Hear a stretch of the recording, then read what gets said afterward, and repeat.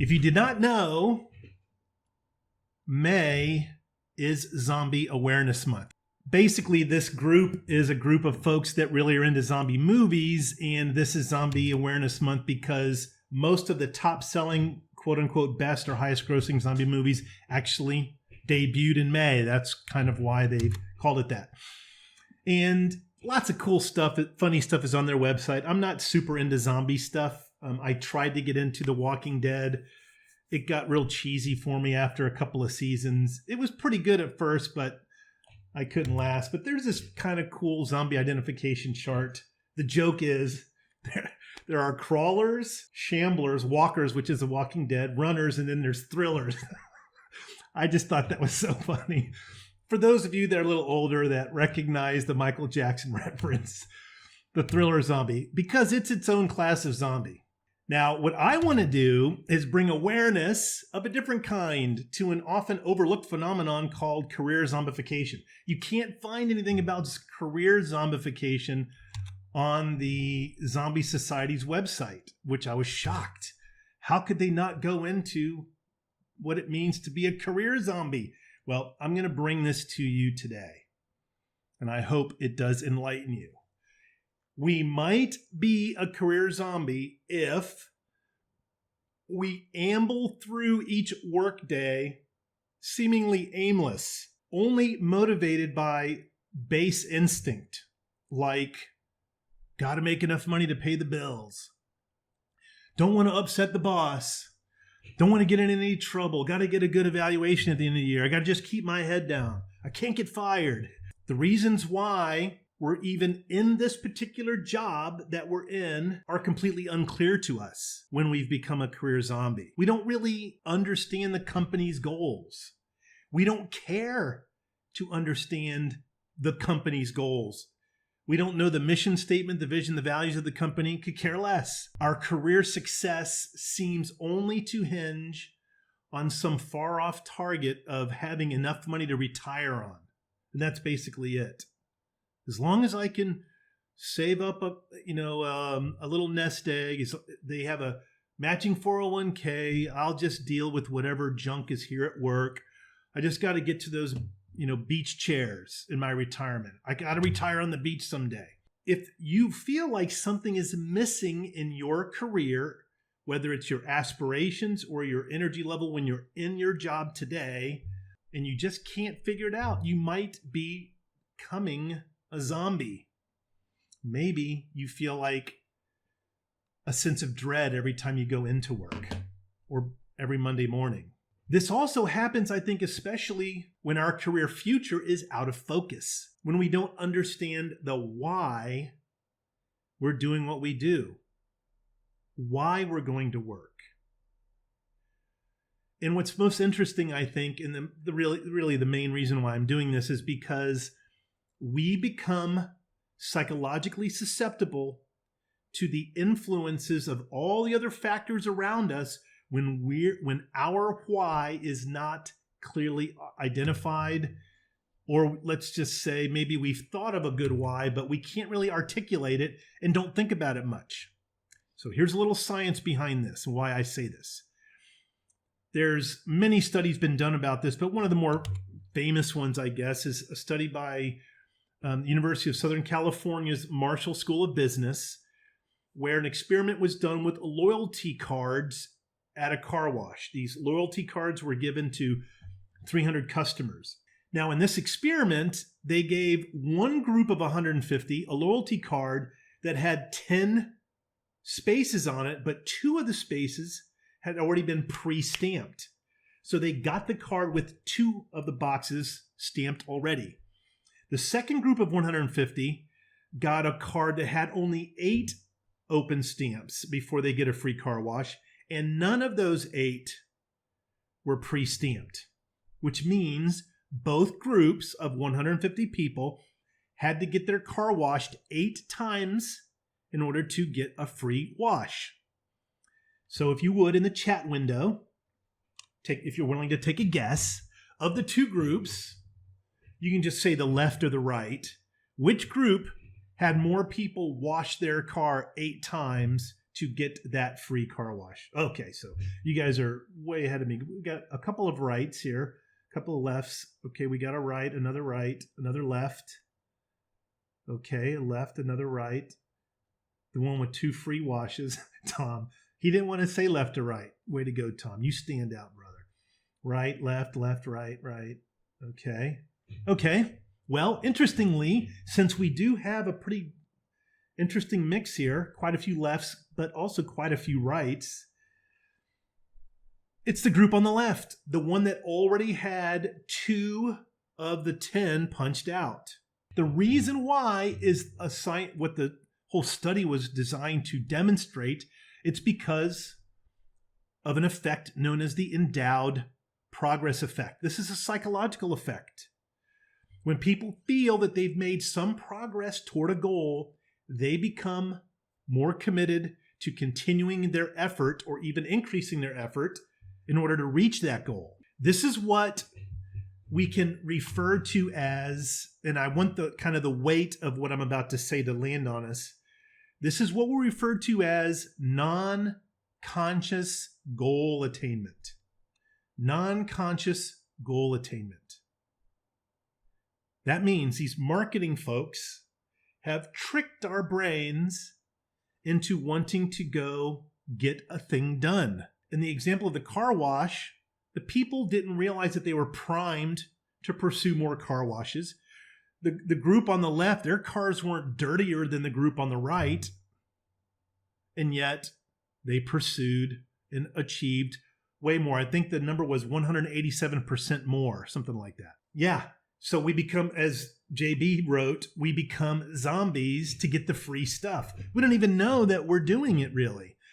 What's interesting is when you go a little bit deeper into this research, I found that this was originally known as the goal gradient effect, which was coined way back in 1930 by a behaviorist, a psychological behaviorist named Clark Hull. As people get closer to a reward in his studies, they speed up their behavior to get to the goal faster. When they start seeing the end, they're like, okay, I'm just going to push harder now, which means people are motivated by how much is left to reach the target, not how far they've come already. There is a type of research now, or maybe I should say, the results of that type of research is used in what we now call in the marketplace gamification. It's when elements of a game, playing some type of game like point scoring or collecting trophies or collecting coins, competing with others, when that game playing is connected to other activities. That's gamification. Typically, this is used in product marketing to encourage you and me to engage with a product or service. For those of you that are somewhat close to my age, might remember one of the more famous ones, McDonald's, the McDonald's Monopoly game. Now, just so I don't feel too bloody old, can you put in the window, the chat window, to everyone, make sure you have everyone selected, if you do know what the McDonald's Monopoly is, just put a yes or a no. Yep. Nope. Okay. So it didn't reach the Philippines. Okay. Lots of yeses. Got a no from Sandra. So it didn't reach Portugal. Not in Barbados either. Yeah, Aaron, it does show up in a lot of training. Okay, here's the game, not in Nigeria either. Very interesting. So when I assume McDonald's is in all of those places, even if the game wasn't. But in the McDonald's in North America at least, but I know it was in Mexico. I know it was all across parts of Europe at least. You get a game board, a Monopoly game board when you went to McDonald's that was specific for McDonald's. And then every time you buy something like a soda, a hamburger, French fries, 2 game pieces were stuck on the outside of it, which you kind of see a zoomed in version on the screen. And what you would do is peel away to look underneath to see which game pieces you got, and then you would try to fill up your Monopoly board. And when you got, let's say, the 3 greens or the 3 yellows or the 3 reds, you would win stuff. So what people were doing, it really jacked up the sales, because what McDonald's did, of course, is flood the market with 2 of all the colors, 1 of the blue, 1 of the brownish, 2 of the light blue, 2 of the pink, and they only put out a few of the final color in each card, which constantly pushed people to go, man, I'm so close. I'm going to get it this time. I remember back when I could care less about what the food was doing to my heart. I used to eat McDonald's all the time. This is going back 10 years now or longer. And I would just go there just to see if I could get that final piece. And, some people won cars, some people won $100,000, whatever. This gamification takes into effect the goal attainment, the goal gradient effect, and the endowed progress effect. So what does all this have to do with becoming a career zombie? If we don't have a clear why for what we're doing, why we're doing what we're doing at work with our career, we are susceptible to all the other goals being set for us by society. Yes, even the goals set for us within our company. We become susceptible to it, even if we're not really understanding why we're doing it. So what do we do about this? Now, I am not suggesting, please hear this most of all, that the most important thing you come away with is you got to have a goal.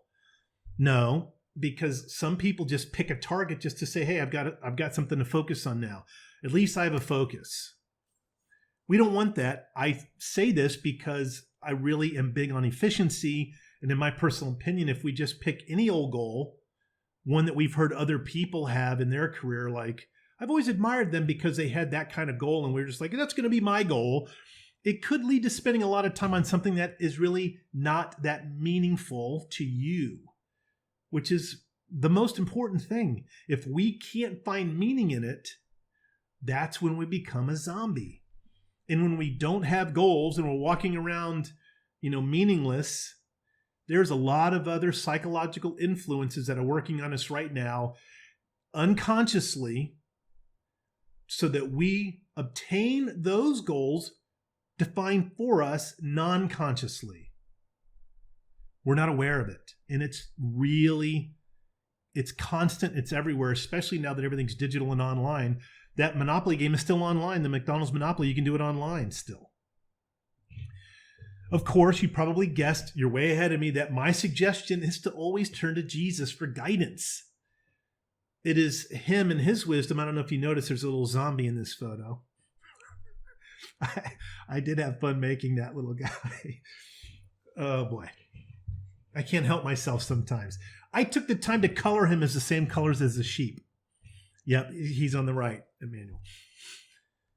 We can turn to Jesus, though, and he can lead us away from the threat of career zombieism. One profound verse is in Luke chapter 12, 33 through 34.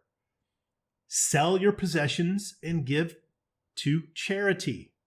Make yourselves money belts that do not wear out, an inexhaustible treasure in heaven, where no thief comes near, nor does a moth destroy. For where your treasure is, there your heart will be also.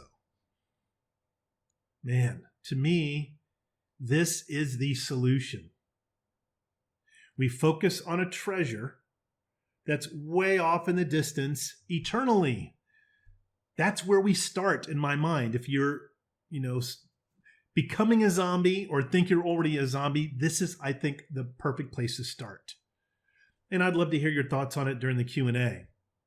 When we focus on giving it away, we choose to not let materialism in this world become our aim. Those other things don't influence us.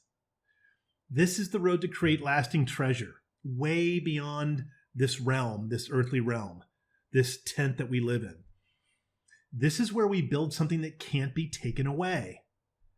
I think this can become our why. I just recently started watching a new series on Netflix. I'm not going to say it or recommend it, but in this one scene, a very poignant scene, a very wealthy man, a steel magnate, said that he wanted to create jobs for everyone. So he seemed to make this an ideal. I'm going to have a company so big I just take care of lots of other people. I'll give them their pension. I'll help them feed their family, blah, blah, blah. So he decided to keep building these steel manufacturing plants, 2 or 3 more, I think. And what he did was he cashed in everyone's pensions without them knowing it in order to build these plants. So he was in debt up to the tip of his head right during the stock market crash of 1929. His son is looking for him when the news breaks out about the stock market crashing, and he goes up and finds him on the roof looking out over all the buildings that his company provided steel to build. And this one little set of dialogue, I think it was just so deep, I wanted to just share it. In this scene, he says, "Just look at this city.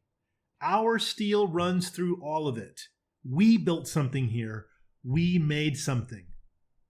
And then as he ponders a little bit more, his voice starts to sadden, and he says, reflecting on his own life, all your life you try to build something. Build it bigger, better, faster. You build a legacy for yourself.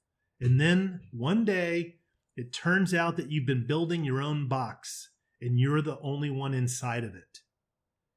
And of course, he was talking about his coffin. Okay, if you guys want to know the series, I will tell you later. I think this is profound. After all the things that he thought he was doing that were quote unquote good, it all meant nothing. In fact, we find out in the series that he was doing it selfishly. And he built his own coffin. Psalm chapter 90, verse 12 says, "So teach us to number our days that we may get a heart of wisdom." Oh man, is that amazing?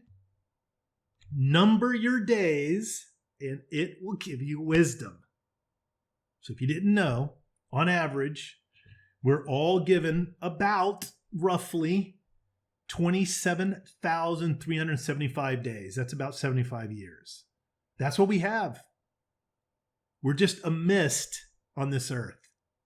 We read that last week in James 3. And yet, God teaches us through Christ that we are a force that will live on for eternity. For me, I've got about 8,395 days left. Okay, 8,400. With the goal gradient effect in mind, I look ahead and I see a shorter distance than what's behind me. So I can use this wisdom in Psalm 90 to speed up and achieve something that really matters. Not for me, but for others, for my eternity, for my relationship with God, for all those around me. I think this is the essence of what Solomon discovered at the end of his writing of Ecclesiastes, if he's the one that wrote it. Ecclesiastes 12 captures his mindset. He's standing on the roof of his life, and he's pondering, and he says, the end of the matter, all has been heard. Fear God and keep his commandments, for this is the whole duty of man. For God will bring every deed into judgment with every secret thing, whether good or evil. That inspires me. It doesn't scare me, although fear of the Lord is a beautiful thing. That's where wisdom begins. That's why numbering our days, knowing that we will face God, is a place to start gaining wisdom. Focusing on a treasure that will last, not a treasure that's going to be burnt up, given away, lost, stolen, corrupted in, the global economy. For me personally, I pray all the time that God open my eyes to show me who is the most in need. Those that have been waylaid by life, who's been attacked by bandits, to use the example that Jesus did when he told the story of the Good Samaritan. I believe this is my duty, to love my neighbor, the one in need. That doesn't necessarily, Jesus, when asked by the Pharisees, so who is our neighbor? He was trying to get out of keeping all the commandments, because he knew he didn't. And Jesus said, the parable. You see people in need, You cross the street, you're not loving your neighbor, the second greatest commandment. That's why my business is what it is. That's my mission, and my mission is my business. What will bring clarity to your future is what I'm encouraging you as you go away from this meeting, because we're not going to come up with the answer here. We can talk about some things, of course, but try to clarify your future based on how many days you have left.